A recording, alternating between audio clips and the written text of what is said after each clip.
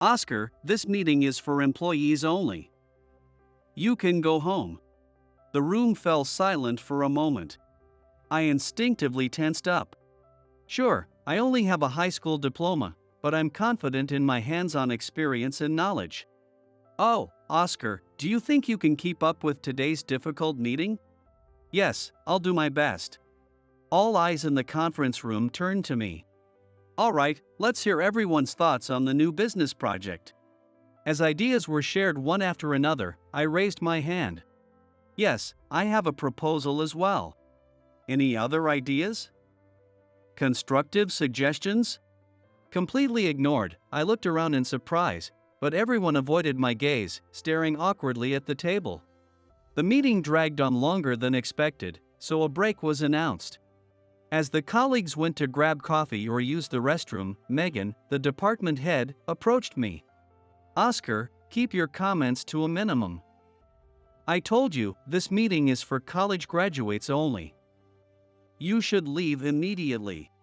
Megan leaned in and whispered so no one else could hear, pressing me to leave. Understood. I bowed my head and left. The next day, while reading the newspaper, Megan began trembling. My name is Oscar Kingston. I'm 37 years old. I've been working as a systems engineer at FutureTech, a major IT company, for 15 years. On the surface, I'm just a regular employee, but I'm actually a major shareholder in the company. My grandfather founded the company, and I inherited a significant portion of its stock, though I've never disclosed this to anyone. I take great pride in my work. My skills in system development are among the best in the company. However, I'm not one to boast. I prefer to quietly focus on my tasks, as it suits my personality. My colleagues trust me deeply, and it's not uncommon to hear them say, if we follow Oscar, we can't go wrong. My hobbies include playing chess and reading Japanese classical literature. I've reread The Tale of the Heike countless times. The philosophy of impermanence resonates with the rapid changes in the IT industry. Chess helps me sharpen my ability to anticipate and assess situations. This strategic thinking often proves invaluable at work. In high school, I was the captain of the kendo team. With a 4th rank, I even competed in national tournaments. The sense of harmony I learned in kendo remains important to me. Respecting others and maintaining self-discipline. This principle is also applied to my work. These values guide how I interact with my team and negotiate with clients. I often chat with Ian, the chief of security at the company. A former member of the self-defense forces, Ian has taught me many principles of organizational management.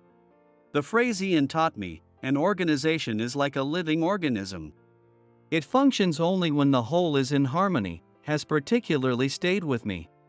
Keeping this wisdom in mind, I place great importance on teamwork in my daily work. My serious and hard-working nature, however, sometimes backfires. My relationship with Megan, the new department head, has been tense from the start. She studied business administration at a prestigious university overseas and tends to dismiss the traditional values of Japanese corporate culture.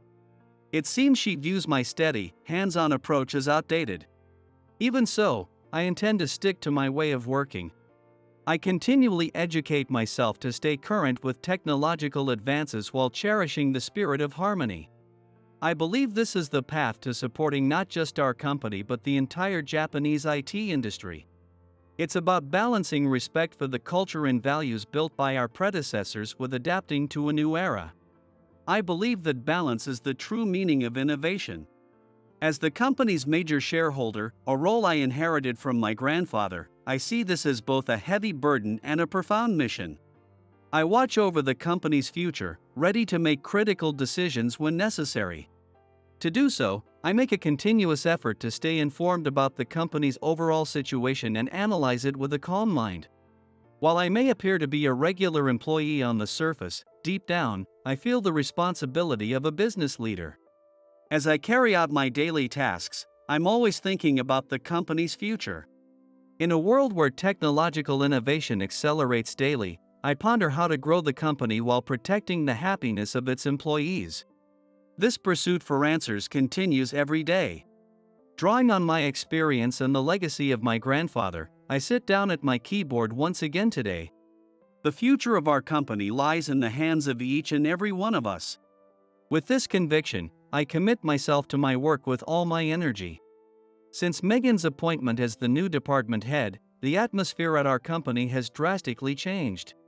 When the internal email announcing her arrival hit my inbox, I felt an uneasy premonition. That feeling was quickly validated. Good morning, everyone. I'm Megan. I'll be leading this department moving forward. It's a pleasure to work with you, she said with a smile during her introductory meeting. But her eyes weren't smiling. I studied business administration at a prestigious overseas university. I'll be implementing the management methods I learned there to reform this department. Her words caused a stir among the colleagues. I frowned. New knowledge is undoubtedly important, but forcing it upon others isn't the way to go. That afternoon, Megan summoned me to her office. Oscar, I've heard about your past achievements, but we need to bring in fresh perspectives moving forward. Yes, I agree. That's why I've always been committed to learning new technologies and methods. No, that's not what I mean. Your way of working is too old-fashioned. You need to be more aggressive and move faster. I was at a loss for words. It felt as though my years of experience and accomplishments were being completely dismissed. The next day, Megan made a major announcement. I'm pleased to announce the leader of our upcoming new project. Andrew, you'll take the lead. I was stunned. I had always led projects of this scale. But Andrew was one of Megan's close allies and lacked deep technical knowledge. Thank you. I'll do my best. Andrew responded with pride. I couldn't shake a growing sense of unease. That evening, I sought advice from Ian. Oscar, don't rush. Sometimes retreating is part of the strategy. Watch quietly for now and wait for the right moment, he said. But if things keep going like this, the company will. I know. But for now, be patient. The time will come when your strength will be needed. Ian's words helped me restrain myself. However, the situation deteriorated more quickly than I could have imagined. Megan began implementing a series of new measures. First, she eliminated the morning radio exercises that had been a cherished tradition. That's outdated. Let's use that time for morning brainstorming sessions instead. I could hear murmurs of discontent from the colleagues. The radio exercises were more than just a physical activity. They were a space for casual communication among colleagues. Suddenly, they were replaced by tense morning meetings. Next, Megan revamped the office decorations. Slogans emphasizing harmony and balance were taken down and replaced with foreign-style quotes. Think outside the box. Innovation is the key to success. The messages weren't wrong, per se. But the abrupt change left colleagues visibly unsettled. Then came the biggest shock. The annual company trip, a tradition everyone looked forward to, was drastically altered. This year, the trip will be to a luxury resort overseas. It's perfect for fostering an international perspective. At first, it sounded like an extravagant treat. But the reality was different. Megan, the budget isn't enough. Employees will have to cover 3 times the usual costs themselves. That's worth the investment. It's for everyone's benefit. I was stunned. In the past, the trips were modest getaways to hot springs, thoughtfully planned to ensure everyone could participate. Now, it was clear some colleagues wouldn't be able to afford to go. Megan, can we reconsider this plan? Oscar, you're always so negative. Try looking ahead for a change. She dismissed my concerns outright. Some of my colleagues gave me sympathetic looks, but no one dared to speak up. That evening, Kristen, the HR manager, approached me as I was leaving. Oscar, are you all right? It seems like things aren't going well with Megan. Yes. I'm managing somehow. Take it easy.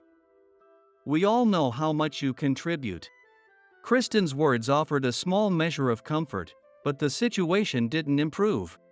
The new project quickly ran into trouble. Andrew's leadership was ineffective, and the team was in disarray.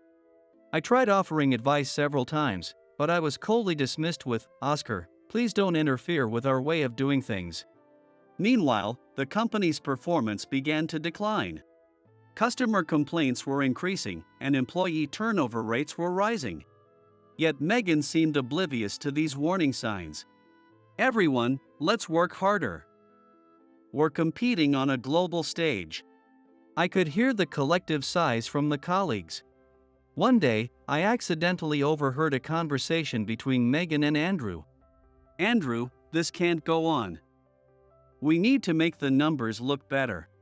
But the actual performance, that doesn't matter. Just make sure my evaluation doesn't take a hit." I was shocked. Megan wasn't acting for the good of the company. She was acting for her own reputation. That night, for the first time in years, I found myself speaking to my grandfather's memorial tablet. "Grandpa, what should I do? If things continue like this, the company you built will." There was no response, of course, but a strange sense of calm washed over me. I made a decision. I couldn't stay silent any longer.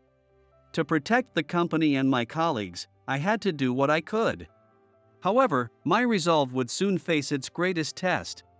Megan's reforms continued to worsen the atmosphere at our company day by day.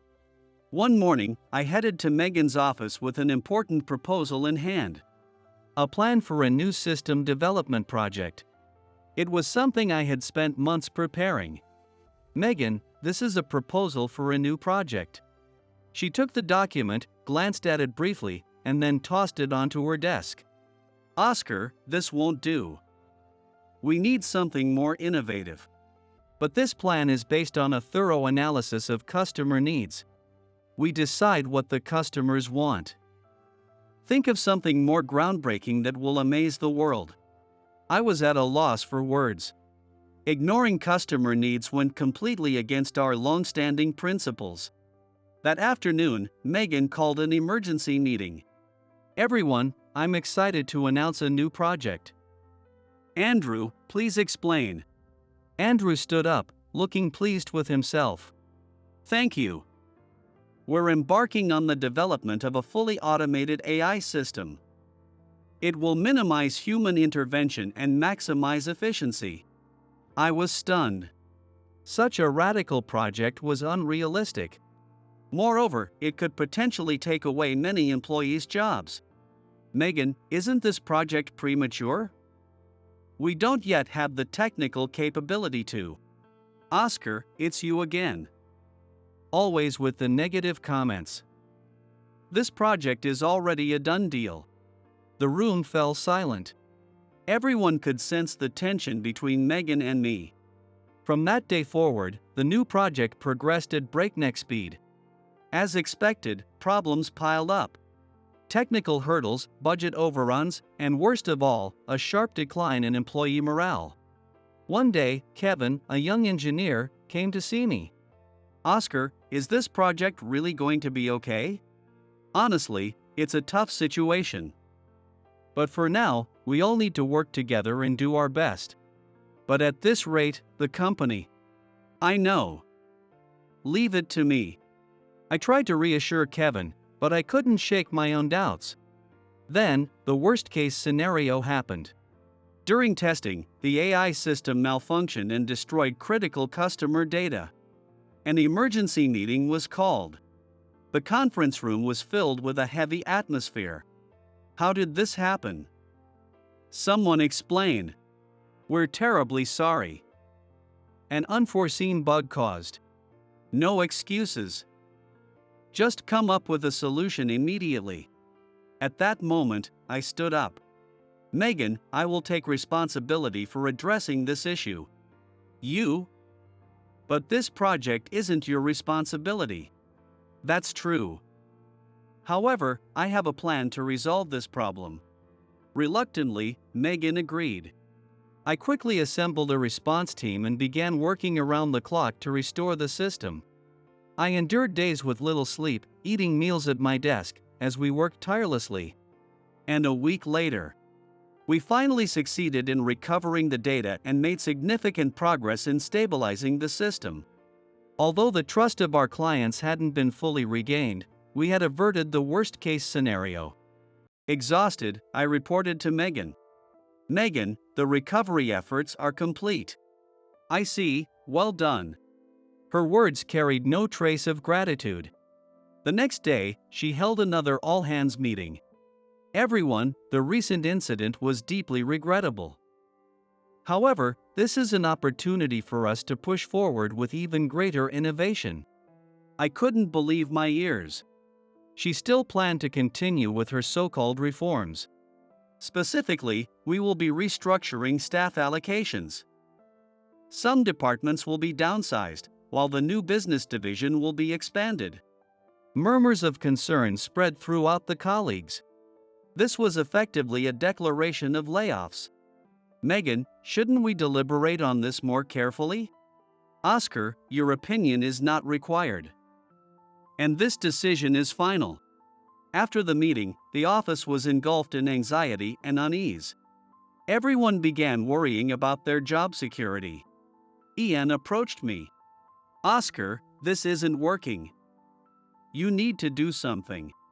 I know. But right now, there's no time. You have to act before the company collapses. I fell into deep thought. It was clear that allowing Megan to do as she pleased was no longer an option. But I still felt it wasn't the right time to reveal my position as a major shareholder. Her recklessness showed no signs of stopping. Unreasonable demands kept coming. Longer working hours, unrealistic deadlines, and intrusive meddling in employees' personal lives. One day, Michael, a young employee, came to me in tears. Oscar, I can't take it anymore. I'm thinking about resigning. Michael, please wait a little longer. Things will change, I promise. But, trust me. This company has a bright future. As I reassured him, my heart grew heavier. At this rate, we would lose talented people like him. I resolved to act. The time had come. Our company was nearing a breaking point.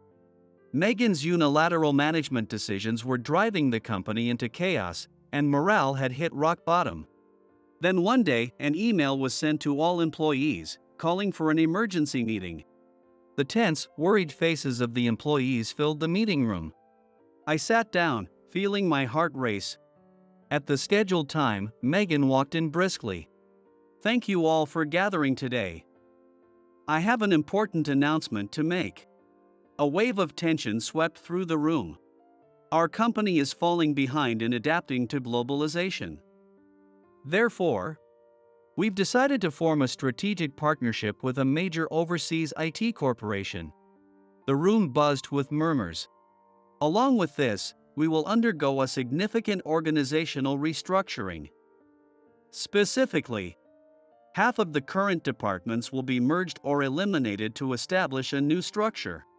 I was stunned. This is practically a declaration of massive layoffs. I looked around and saw the employees' faces turning pale. And to ensure the smooth implementation of this new structure, all key meetings will now be conducted in English. At that moment, the meeting room fell into an eerie silence, as if frozen. From now on, English proficiency will be one of the evaluation criteria. Please make sure to prepare yourselves. Those words darkened the employees' expressions even more. The older employees, in particular, looked utterly hopeless. I stood up, preparing to speak. Megan, please wait a moment. This decision. But she cut me off. Oscar, this meeting is for employees only. You can leave now. Shock rippled through the room. I was stunned but tried to maintain my composure. However, I am also an employee, and... Oh? Didn't you hear me? This meeting is for employees only. Someone like you, stuck in the past, has no relevance here. All eyes in the room turned toward me. Pity, confusion, and fear. A mix of emotions reflected in their gazes as they looked at me. I took a deep breath and slowly stood up. Understood. Excuse me, then. With that, I slowly exited the room. Just as I was closing the door, I heard Megan's triumphant laughter. I stepped into the hallway and leaned against the wall. My heart was pounding intensely. Though humiliation and anger surged within me, my concern for the company's future weighed heavier. Then, her voice carried through the door. Well, everyone, we're going to change this company for real. Those who can't keep up are free to leave. Something snapped inside me. I can't let this continue. The time to act had come. I left the building immediately. On my way home, countless thoughts swirled in my mind. The shares I inherited from my grandfather and the responsibility they entailed. The position I've kept hidden until now. And the colleagues I hold dear. When I arrived home, I went straight to sit before my grandfather's portrait. Grandpa, I can't take it anymore. I need to protect the company and my colleagues. I closed my eyes and took a deep breath. My resolve solidified. The next morning, I arrived at work early. The office was still quiet. Sitting at my desk, I turned on my computer. I sent an important email. About an hour later, my phone rang. Hello, this is Oscar. Oscar, come to my office immediately. Understood. I headed to the president's office with determination. I knocked, waited for a reply, and opened the door. Inside, next to Mr. Kennedy, stood Megan. Her face was pale, a stark contrast to the smug expression she had worn the previous day. Oscar, take a seat. I sat down as instructed. I read the email you sent me. Is it true? Yes, it is. Wait a minute. What are you talking about? Ignoring her, Mr. Kennedy continued speaking to me. I never imagined you were the company's major shareholder, let alone the founder's grandson. Megan's face twisted in shock. What? What did you just say? I took a deep breath and began to explain. Yes, my grandfather founded this company. I inherited the majority of its shares after his passing. However, I wanted to contribute to the company based on my own abilities, so I've kept this a secret until now. This can't be. Oscar, why didn't you tell us this earlier? I'm sorry. But given the current critical state of the company, I could no longer stay silent. Mr. Kennedy let out a deep sigh. I see. So, what do you propose we do? First, I would like yesterday's announcements about the organizational restructuring and conducting meetings in English to be rescinded. Wait. You can't do that. If we... Megan, be quiet. She fell silent.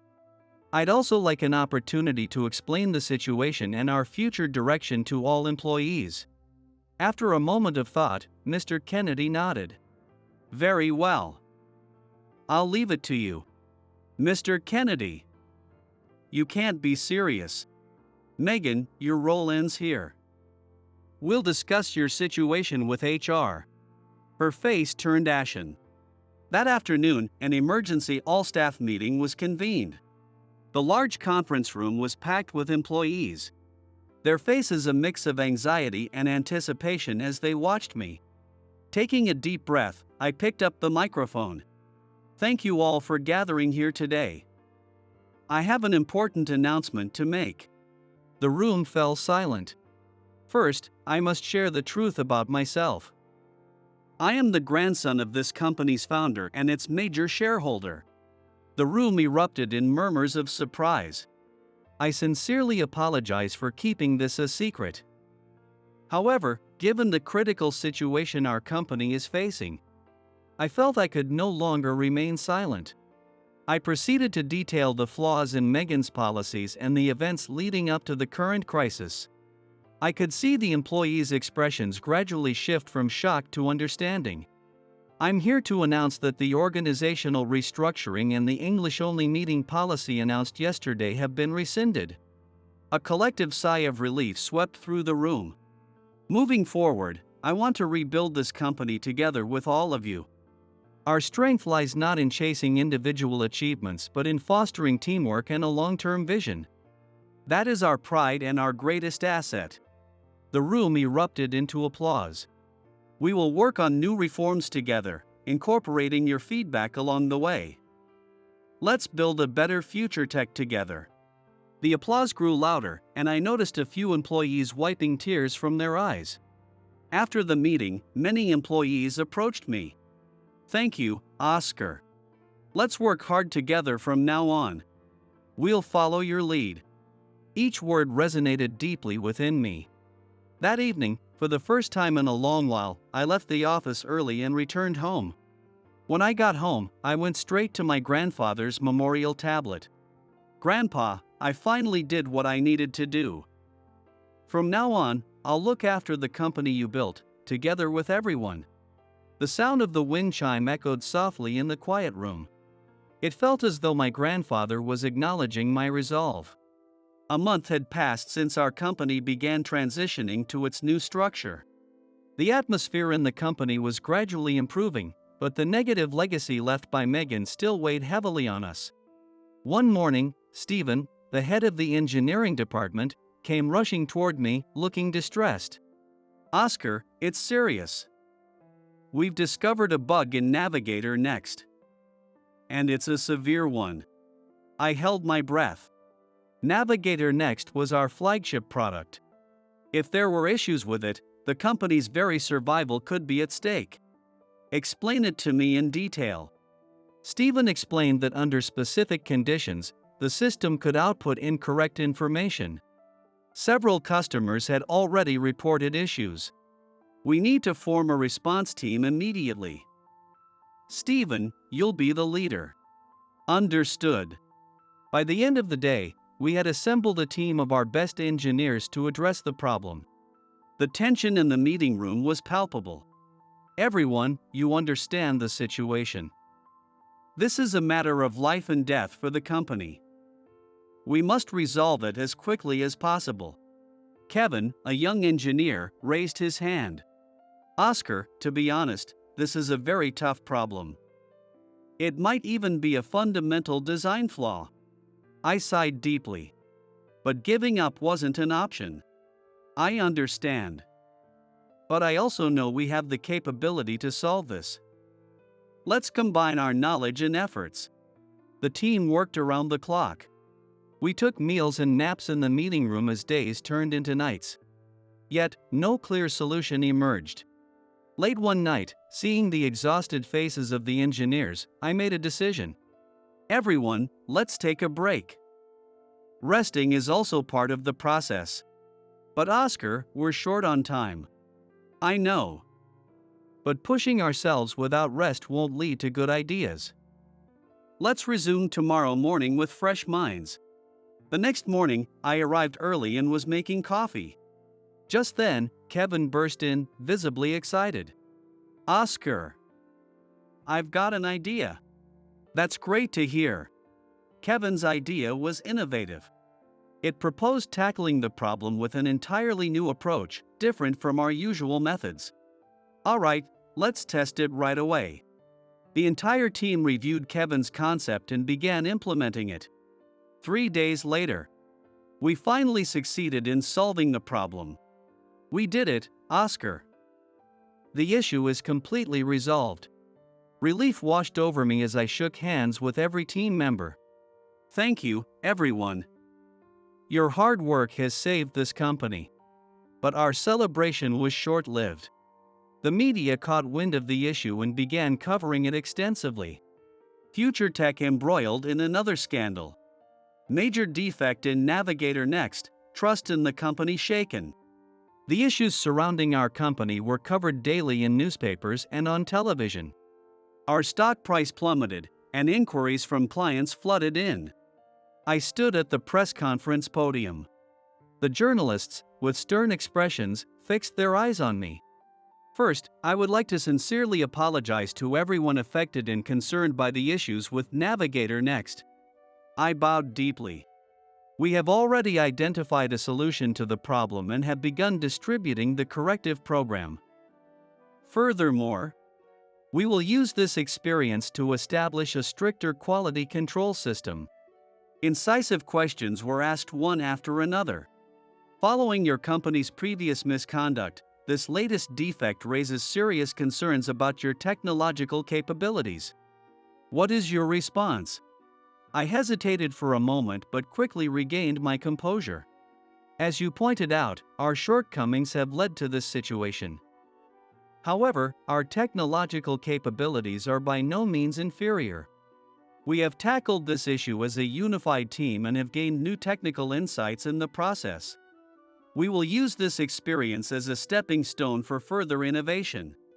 After the press conference, I returned to the waiting room, where Ian approached me. You did well, Oscar. That was an impressive response. Thank you, but there's still much to do. That's right. The real battle starts now. As if on cue, the next challenge arose.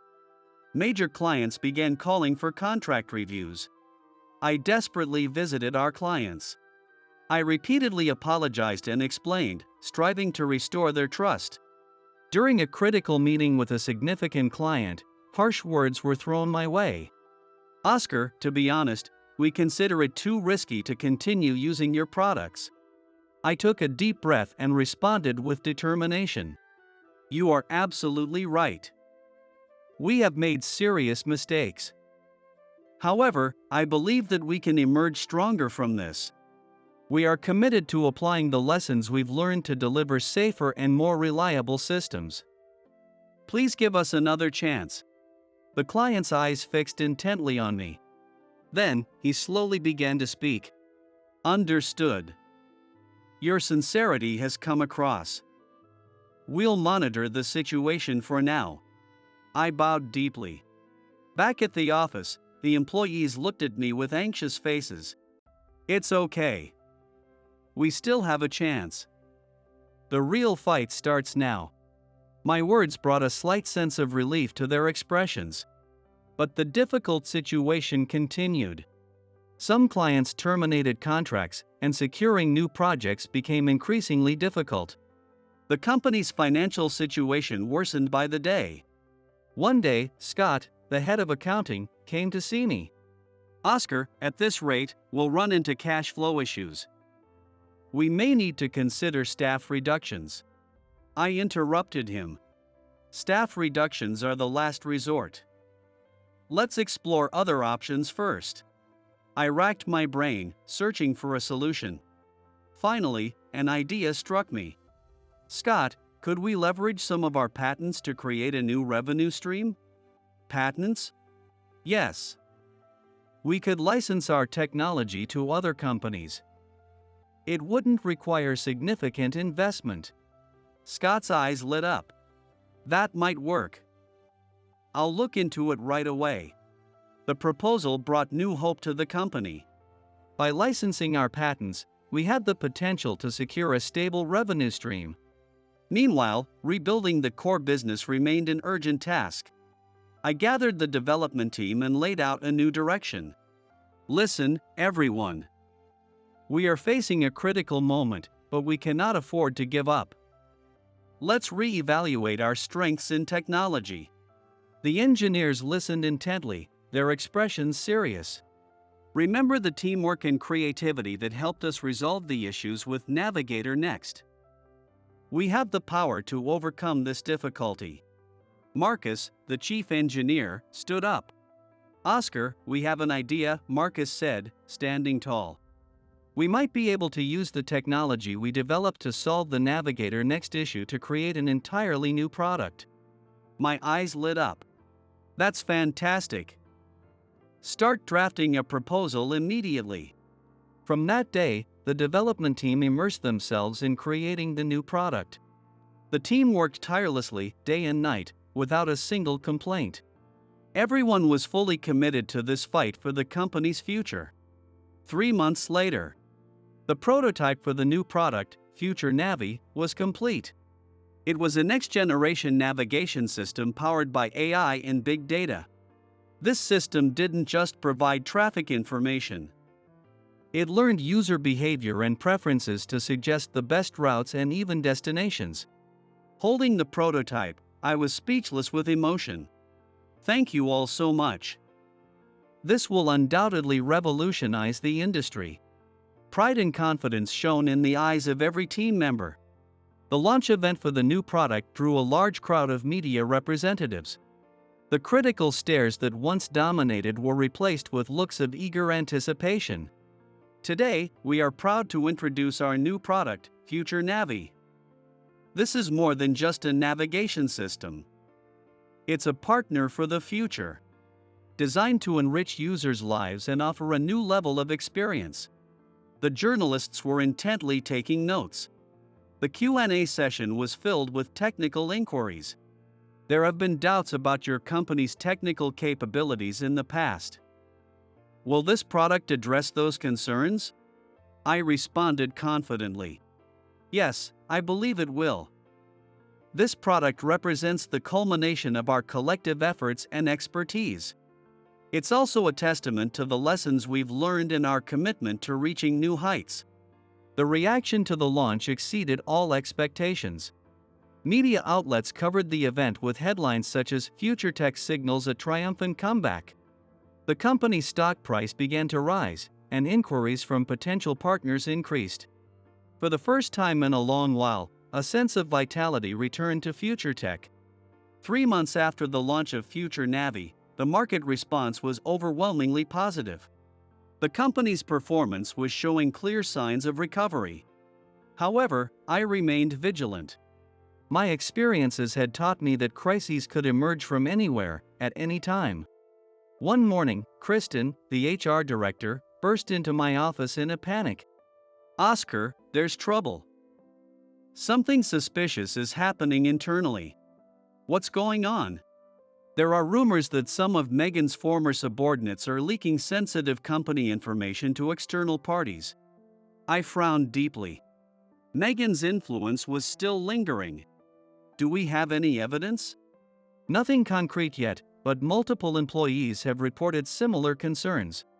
"Understood. Let's set up an investigation team immediately." By the end of the day, a special task force led by Ian was assembled. They began gathering information covertly, searching for evidence of wrongdoing. A few days later, Ian came to my office. "Oscar, the rumors appear to be true. 3 of Megan's former subordinates, Matthew, Aaron, and Henry, seem to have been selling information about our new technology to a competitor." I let out a deep sigh. "All right. Let's bring them in for questioning." We summoned the 3 employees individually for interviews. At first, they denied everything, but when confronted with evidence, they finally confessed. "We're sorry, but we were acting under Megan's instructions." "Megan? She no longer works here." "Yes, but she's still in contact with us and giving us directives." The situation was more severe than I had anticipated. Even after leaving the company, she had left behind collaborators, aiming to damage Future Tech from within. I called an emergency board meeting. "Everyone, as you are aware, we are facing another crisis." The executives' expressions grew tense. "But this time is different. We have experience, and we are united. Let's turn this crisis into an opportunity to strengthen the company." Samuel, the chief financial officer, spoke up. "However, if this information leak becomes public, our stock price will plummet again. If we mishandle this, the company's survival could be at stake."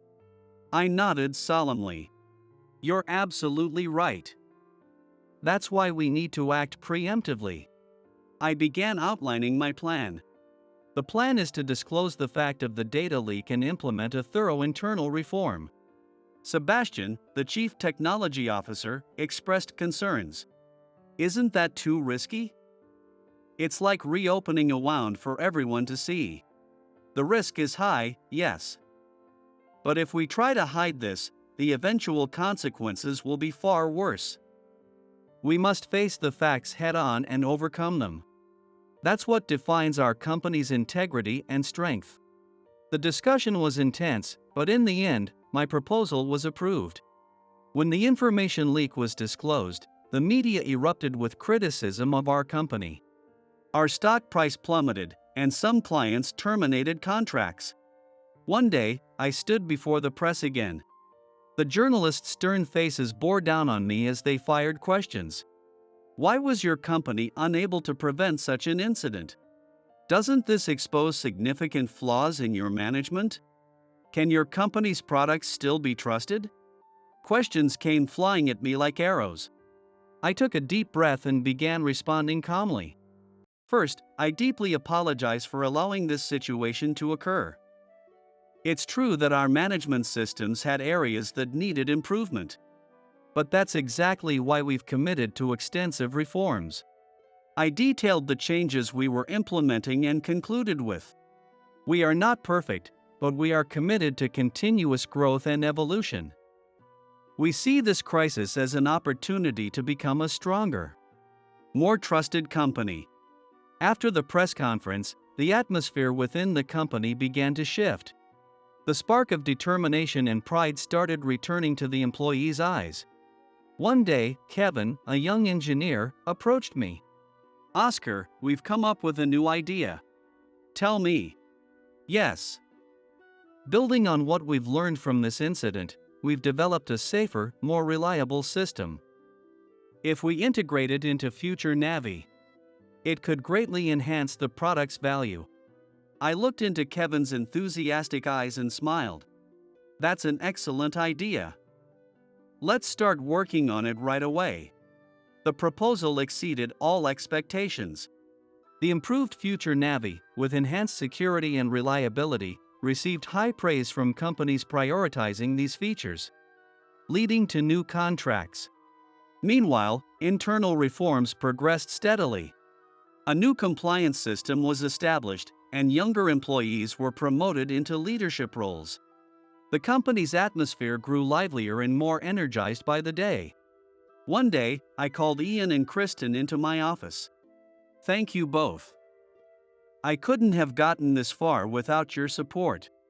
No, it's your decisions and leadership that made all this possible." "Exactly. You earned everyone's trust, and that's why we've overcome this crisis." I bowed deeply to both of them. Finally, the results of our reforms began to show in tangible ways. The stock price recovered, new contracts surged, and ethical management agencies gave us high ratings. One day, Mr. Kennedy summoned me. "Oscar, you've done an incredible job. Thanks to you, the company has entered a new phase." "No, it's thanks to the efforts of everyone in the company." "That's true. Now, I have a new role I'd like to propose for you." "A new role?" "I want to nominate you as the next president of FutureTech." I was momentarily speechless. But my resolve quickly solidified. "Thank you. I'll dedicate myself fully to the role." 6 months had passed since I took over as FutureTech's new president. The company continued to grow steadily, and the Future Navi series maintained its position as the industry leader. However, a new aspiration began to grow within me. I wanted to create more opportunities for people, regardless of their educational background or past experience. That desire grew stronger each day. One day, I made a significant decision. I established an entirely new department within FutureTech, the Future Creation Division. This department would recruit talented individuals without regard for their academic qualifications and turn bold ideas into reality. Products and services born in this division would be returned to society to benefit everyone. 6 months after its establishment, the Future Creation Division began delivering a series of groundbreaking projects. From new mobility solutions for those with limited transportation options, to environmentally friendly renewable energy systems. and AI-based learning tools to address educational disparities, the division's innovations flourished. One day, we received a request for an in-depth feature from a TV station. At first, I hesitated, but I realized that spreading awareness of these initiatives was just as important as creating them. On the broadcast day, I sat nervously in front of the television. The Future Creation Division of Future Tech invites challengers from all walks of life. We delve into the origins of its visionary leader, President Oscar Kingston. The screen displayed an essay I had written in high school.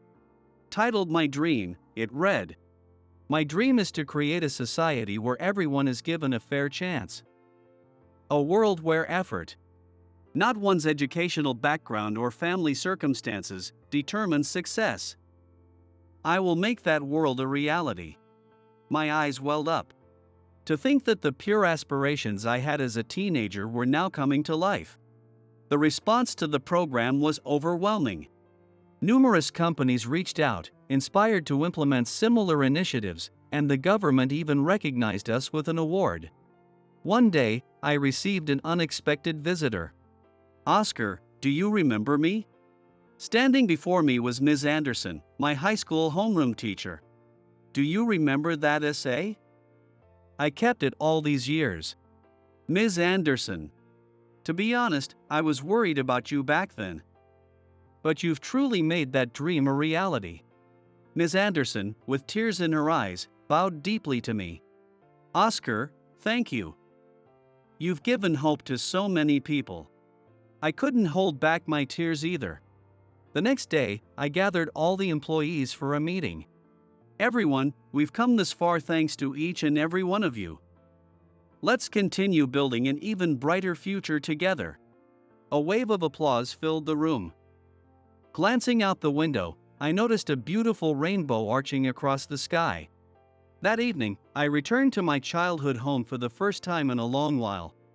"Oscar, you've worked so hard." "Yes, but there's still more to do." "That's true.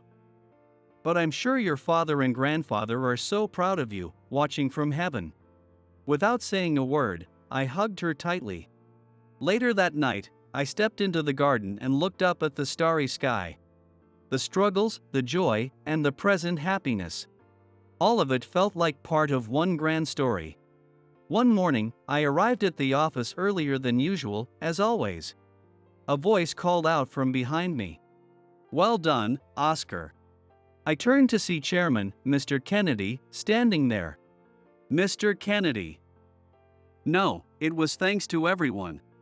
No, it was your leadership that made it possible. You've become a remarkable leader."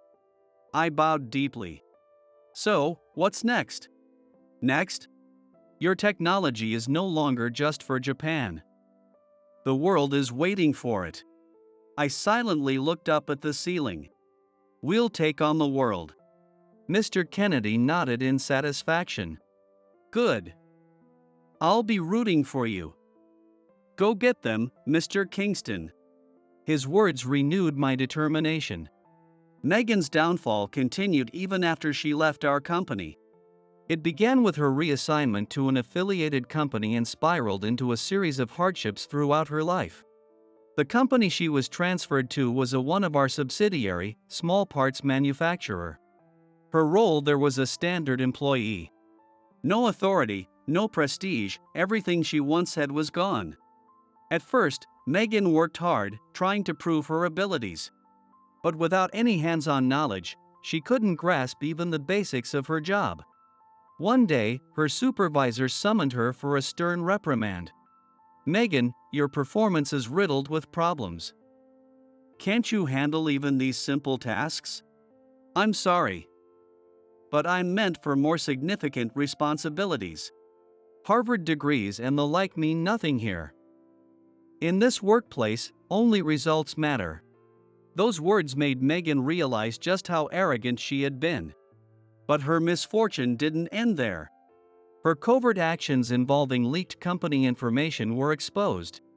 She was interrogated by the police. Her face was pale, and her hands trembled as the officer spoke. Megan, you're under arrest on charges of industrial espionage. Wait. Please, But there was no escaping it now. The trial resulted in a prison sentence for her. Sitting in the courtroom, she saw former colleagues and subordinates in the gallery. The sight filled her with intense regret. Life in prison was pure torment for her. Strict rules, minimal freedom, and, most painfully, days spent facing the enormity of her own mistakes. After her release, she struggled to find work. No one was willing to hire her. Megan, to be honest, your background makes this difficult. That's not fair. I have a stellar education and extensive experience. None of that matters in the face of your betrayal of trust. Standing on the street, she was unrecognizable. The once luxurious suits had been replaced by cheap clothing, and her once confident demeanor had been replaced with a defeated expression. One day, by chance, she ran into me. Oscar. Megan, it looks like you're having a hard time. Her voice trembled as she apologized. I'm so sorry. I was wrong about everything. I looked at her calmly and said, Megan, everyone deserves a chance to reform. If you're truly remorseful, why not start over from scratch? Tears welled up in Megan's eyes. Really, even someone like me? Yes. But it won't be an easy path. She bowed deeply. I understand. I'll endure whatever hardships come my way. This time, I want to grow in the truest sense. With that, she began working again, this time at a future tech subsidiary I introduced her to. Her role was now as a frontline worker, starting from the bottom.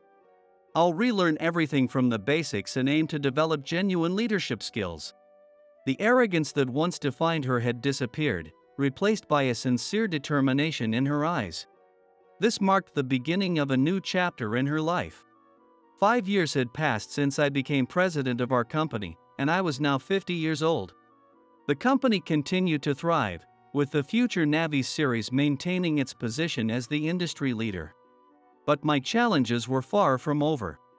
One day, I gathered all employees to make a significant announcement. Everyone, today I have important news.